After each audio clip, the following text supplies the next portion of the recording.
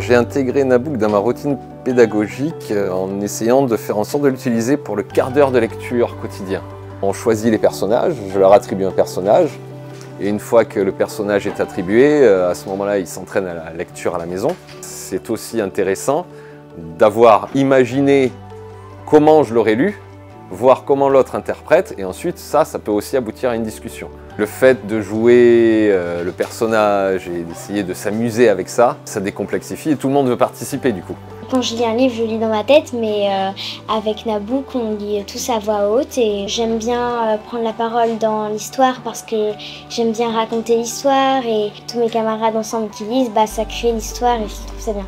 Les bulles grises, c'est le narrateur, vous avez les couleurs là. Hein.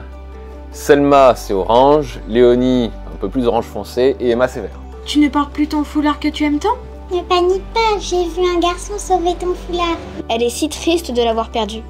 Sa maman la console. Selma me regarde alors, et de ses yeux, je vois couler sur ses joues comme de petites vagues d'eau salée. J'aime bien parce que comme ça, je vois mes camarades qui lisent une histoire. Ça mélange plein de voix différentes avec des personnages aussi différents.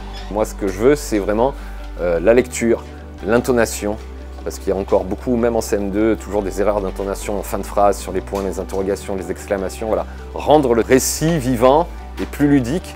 Et froid. Son sac à dos avait disparu avec tout ce qu'il contenait.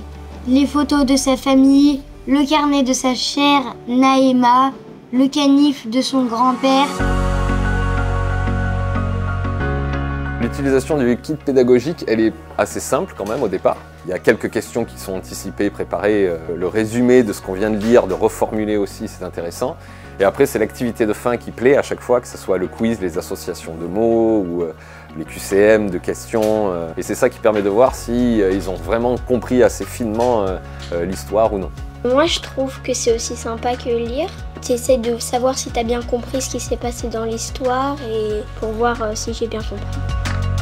La bibliothèque, ce qui est intéressant, c'est que moi, comme ça me permet de faire une sélection, mais au niveau des élèves, eux-mêmes à la maison, ils peuvent s'entraîner à lire d'autres romans. À la maison, je révise pour essayer de lire en classe. Je lis aussi ça chez moi, parfois, le soir, et je lis ça devant mes parents et ils m'évaluent si c'est bien ou pas.